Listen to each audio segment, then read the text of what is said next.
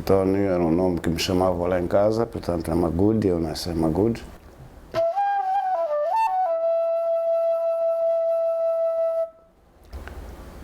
O meu pai tinha umas 50 cabeças de gado, entre elas cabritos e ovelhas, que eu todos os dias, portanto, tinha que levar o gado. Minha mãe me acordava às 3 horas da manhã para tirar o gado do curral e levar o gado, portanto, a pastar.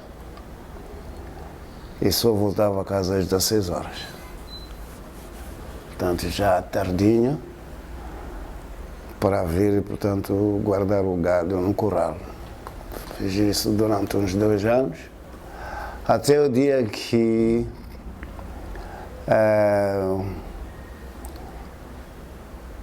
aconteceu que eu dormi, porque tanto estava num desses dias que acordei cheio de sono. Levei o gado a pastar para um lugar onde tinha um capim esverdeante, bom capim, e apanhei uma soneca que me pôs, portanto, a dormir durante horas e horas e horas. Enquanto dormia, o gado foi andando, sozinho, sem controle. E penso que fosse espalhando. E quando acordei já era tardinha e o gado tinha sumido. Mas como qualquer manada sempre existe um boi-chefe que conduz os outros ao curral, que conhece o caminho, os outros só lhe seguem. Então voltei para casa e cheguei em casa, só tinha metade do gado.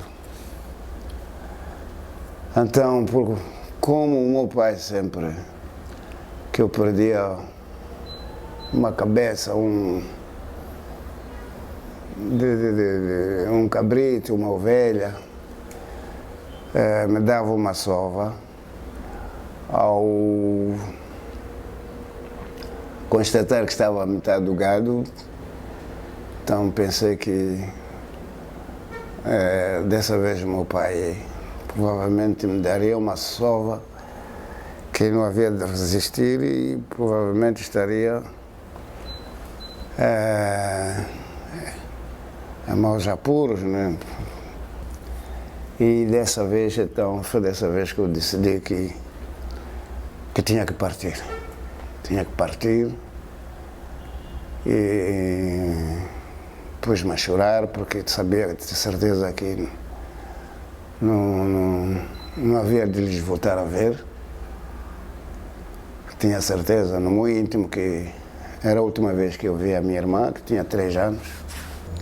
E assim peguei em mim, fui para a estação dos comboios, apanhei comboio sem saber para que lado ia, direção ia o comboio, só queria era sair dali. Consegui chegar à estação do Infulene, onde desci e fiquei pasmado, muito admirado, porque de onde eu vinha não havia muitos carros, não havia muita gente. E para mim,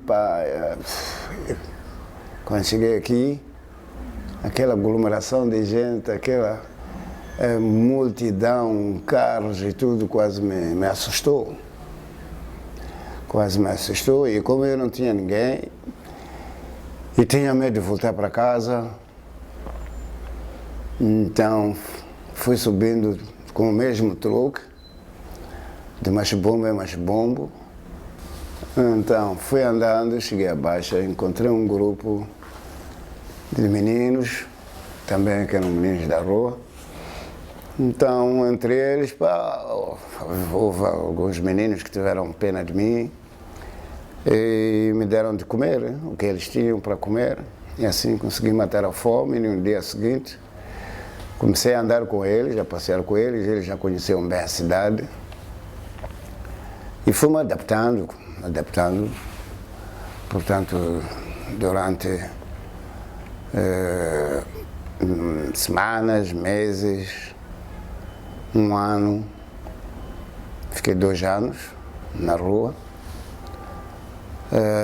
Até que um dia eu tinha, em dezembro, eu me lembro muito bem,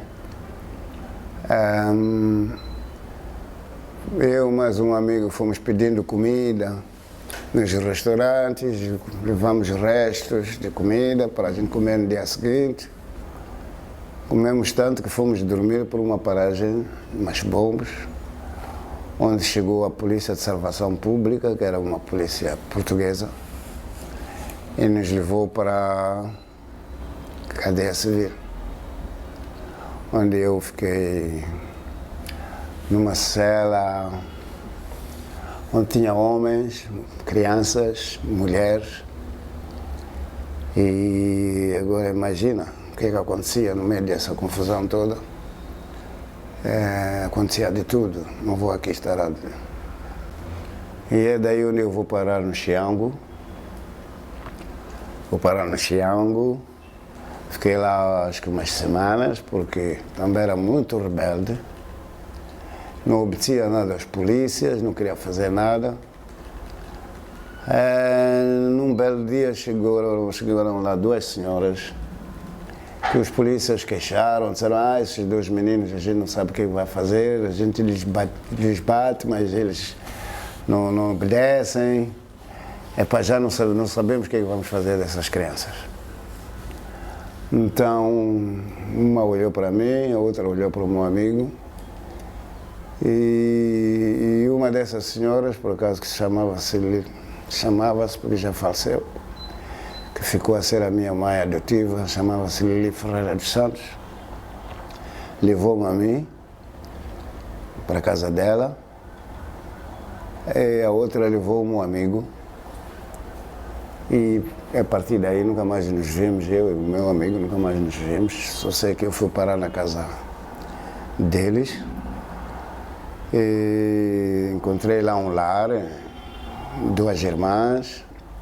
Também como eu continuava sempre com as minhas trafulhas, mexia em tudo, e estragava tudo, porque um dia desses eu olhei para um aquário, né? Estavam lá peixes de estimação, aqueles peixes que a gente cria nos aquários, aqueles peixes muito bonitos, muito caros. Eu olhei o gato ali a olhar para os peixes, a tirar a língua para fora, acabei metendo a mão no aquário e dando de comer aos peixes, né? Quer dizer, dando de comer ao gato. Quando o meu pai, portanto, o pai adotivo lá, voltou de serviço, ficou tão zangado, tão furioso, que ele reservou, portanto, quando voltasse de serviço, disse que ia conversar comigo de uma maneira que eu já sabia qual era, portanto era uma sova, porque eu também tinha perdido, quer dizer, tinha dado de comer ao gato os peixes que ele gostava muito, peixes que ele tinha gasto muito dinheiro, e aquele aquário era o xodó dele. Então aí, nem dei tempo a ele. Eles, quando foram para o serviço, ele trancou-me no quarto, e naquele tempo os quartos não tinham, as janelas não tinham grades, felizmente para mim. Eu mandei uns morresitos ali na rede, a rede rasgou-se e eu fugi, meti-me outra vez numas bombas, fui parar na Mancha. 3 dias ali a rondar, a conviver com as tropas ali da fronteira, porque engraçaram-se comigo e passava, portanto, os dias eu comia as refeições deles, eles me davam as suas refeições, até que no 3º dia eu pedi a eles para atravessar a fronteira para ir ver o que se passava do outro lado, portanto era a fronteira da Namacha, essa aí. Isso é uma das coisas que nunca contei também, né? Estou-me a lembrar muitas coisas. Eu meto-me no machibombo, eles disseram assim, vai, mas tens que voltar. Eu disse, está bem, é de voltar, mas o meu intuito não era voltar, era ir de vez. Quando eu entro no machibombo, um senhor olha para mim, olha para o jornal, olha para mim, olha para o jornal, olha para mim, olha para o jornal. De repente pega-me com uma força no meu bracinho, tira-me do machibombo, vai ter com as tropas ali, fala com as tropas, eu só vejo ele já me levar para o outro machibombo que estava a voltar por aqui para a cidade, né? Então eu já nem sabia se era um familiar meu da parte dos familiares de Magude ou era aquele senhor ali que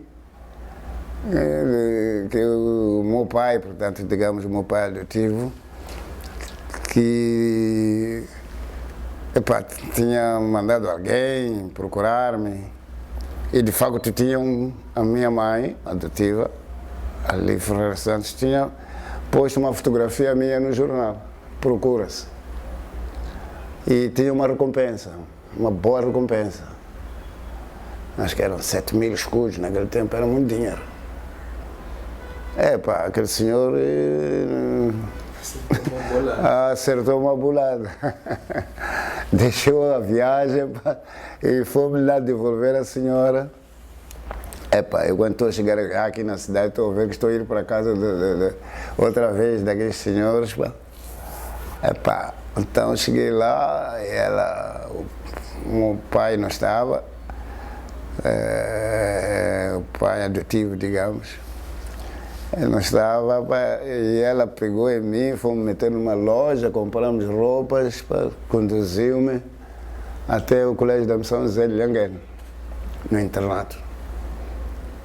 Chegamos ali e ela maldrabou, disse que eu vou fazer umas outras compras, mas ficas aqui com o padre, eu venho te buscar. Desapareceu, não vi mais a senhora durante uns 3 anos. Portanto, fiquei ali. Então, pronto, fiquei ali, isso já estou a falar de 1964. Entrei no colégio, a minha vida mudou, porque foi ali onde eu comecei a aprender o canto. Foi ali onde eu aprendi a tocar o trompete, que é um instrumento que eu toquei durante 20 anos. Foi um instrumento que me deu casa, um instrumento que me levou a ver muitos países neste mundo. É um instrumento que me sustentou, mas graças à aprendizagem que eu tive desse instrumento, portanto, no colégio. E graças também à aprendizagem do canto que eu tive no colégio durante 10 anos. Portanto, estive 10 anos no colégio, de 64 até 74. E durante esses 10 anos fiz canto, fiz música, canto música enquanto estudava. Portanto, fiz minha escola primária lá no colégio, depois fiz a escola secundária cá fora, digamos, no Estrela Vermelha. Naqueles tempos tinha outro nome, Joaquim de Araújo, penso. Depois fui para uma outra escola, que hoje é a Escola Pedagógica, que chamava-se General Machado. Dali estava a fazer os meus estudos secundários. Depois fui para a Escola Industrial, onde eu tirei o meu curso de Química, em 1980. O governo, o Ministério da Educação, me mandou para o propedêutico, onde estive 1 ano só, porque depois prefiro abandonar o propedêutico para ser músico.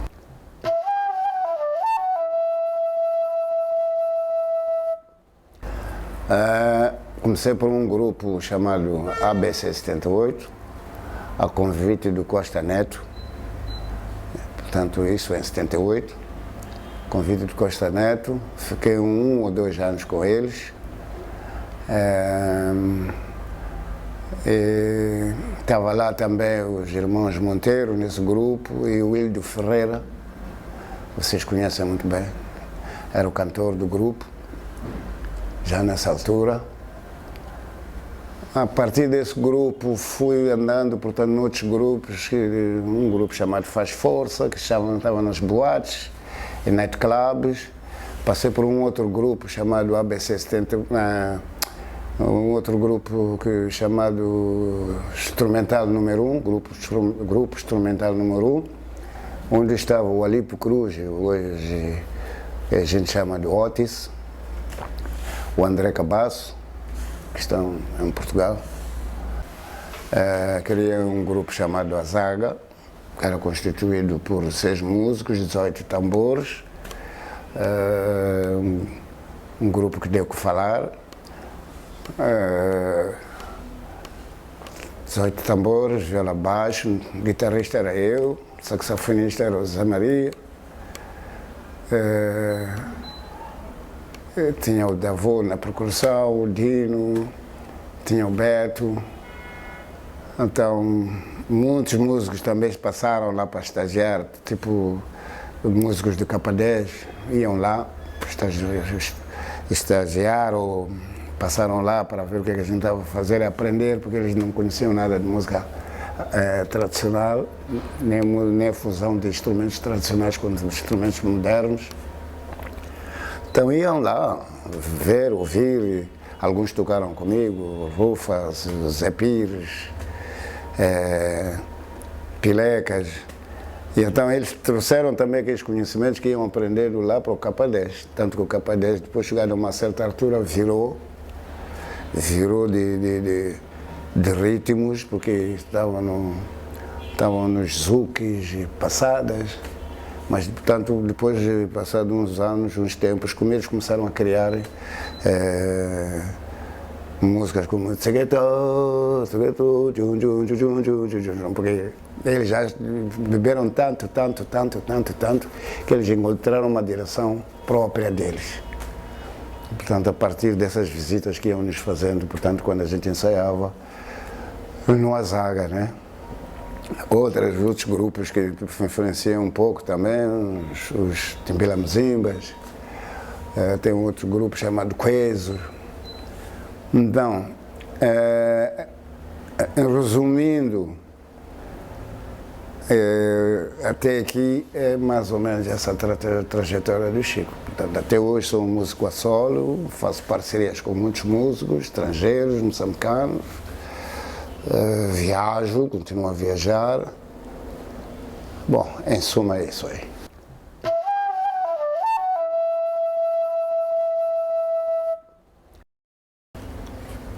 Tenho a Moia, tem a Moia, tem o álbum da Orquestra Marrabenta, tem um álbum, tem a Moia, que é de 1990. A Orquestra Marrabenta, não sei, acho que chama-se Independência, não sei como se chama isso, vou te pesquisar isso aí. Tem o Memórias, que é do 2012. Tem o Chico and the Next, que ainda está na forja. Mas já fizemos um espetáculo no ano passado, em 2022, no Franco, portanto que é um outro trabalho que eu fiz com músicos austríacos, franceses, dinamarqueses, escoceses, italianos, portanto, acho que uns 7 ou 6 países no mesmo grupo, japoneses. E tem um agora que estou a fazer também no estúdio do Zé Pires, que está a demorar um pouco, mas a Mozart está-me a ajudar. Ainda não tem um título definido.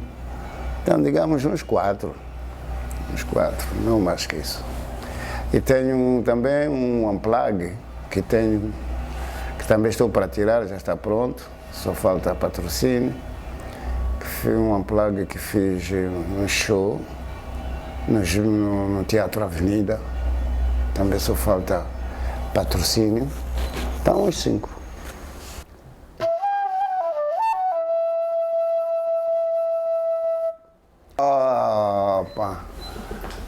Acho que ficaram satisfeitos,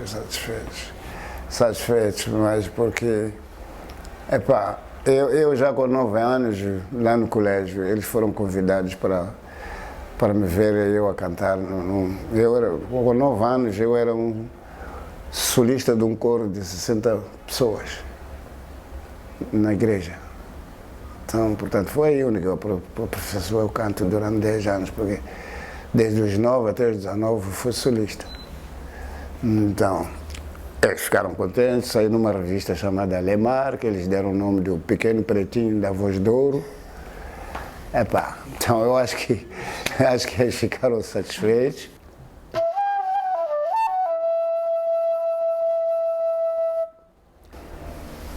Já crescido, eu fui tentar procurá-los em Magude, mas o que aconteceu foi que, como eu não tenho apelido, então as velhas lá disseram que Chico, é impossível a gente encontrar a tua raiz porque você não tem apelido. As pessoas daqui de Magude, a gente sabe que os Bilas estão naquele lado, os Cossas estão ali, os Timanes estão lá, os Cunas estão daquele lado. Agora você sem apelido, a gente não conseguiu te ajudar. Chico, eu tenho a certeza que eu era Francisco, porque me chamavam Chico em casa. Sim. Agora Antônio me deram no colégio. Até era para ser Francisco Ferreira dos Santos. Sim. Portanto, para eu ter o apelido desses meus pais adotivos. Mas depois eu expliquei aos padres, já um pouco grandinho, que não seria bom, porque se calhar um dia eu havia de apanhar os meus familiares. Então, se eu apanhasse, gostaria de ter o apelido deles, né? Mas de lá até aqui nunca mais consegui, então ficou assim mesmo.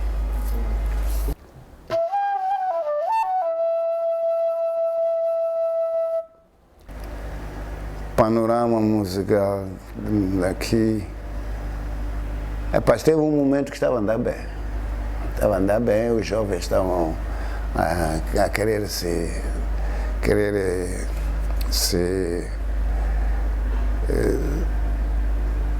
impor, digamos assim, de uma forma positiva, né? Mas depois chegou um momento que se atrapalharam, ou porque por causa da fama lhes ofuscou, começaram-se a perder.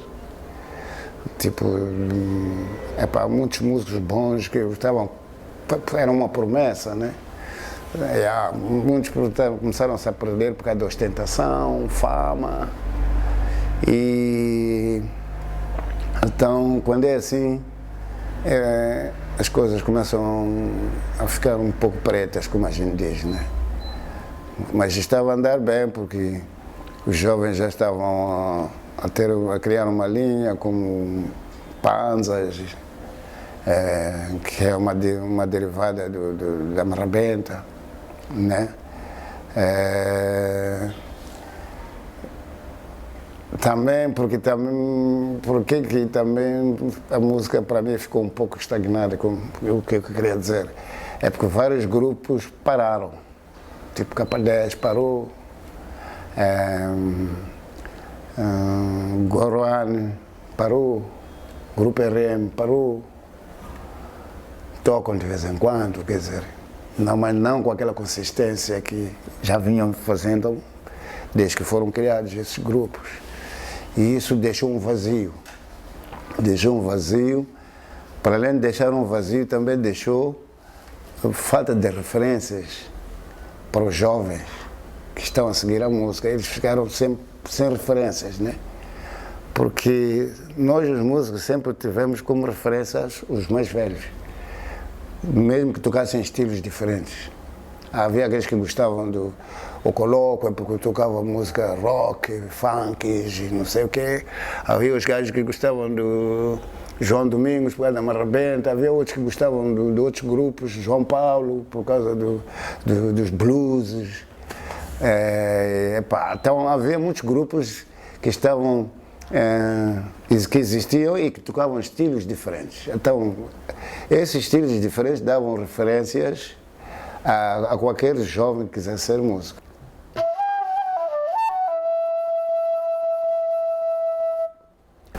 Mas gosto, por exemplo, do Fela Kuti, foi um dos meus, até hoje, um dos meus professores africanos, Mano Dibango. Gosto do Osibiza, gosto de ouvir música pesada, por exemplo, Iron Maiden, como música, digamos, rock, heavy metal. Gosto de ouvir funk, gosto de ouvir rock, gosto de ouvir jazz. Portanto, para mim, eu já sou embora eu use bases, portanto, tradicionais para eu compor, mas tenho muitas influências também de várias partes do mundo, portanto, das várias linhas musicais, portanto, das várias partes do mundo. Por isso é que eu digo que faço música de fusão. Só com uma música, eu sei que o white está representado, se eu tocar uma música mediterrânea, eu sei que o árabe está lá, juntamente com misturado mesmo com as minhas raízes. Eu gosto de ser aquilo que a gente chama world music, né? Portanto, como referência, eu não ia te mentir, dizer que eu tive aquilo, ser moçambicano. Embora eu admire e toquei com muitos deles, né? Toquei com muitos deles, mas sempre com os meus gostos pessoais.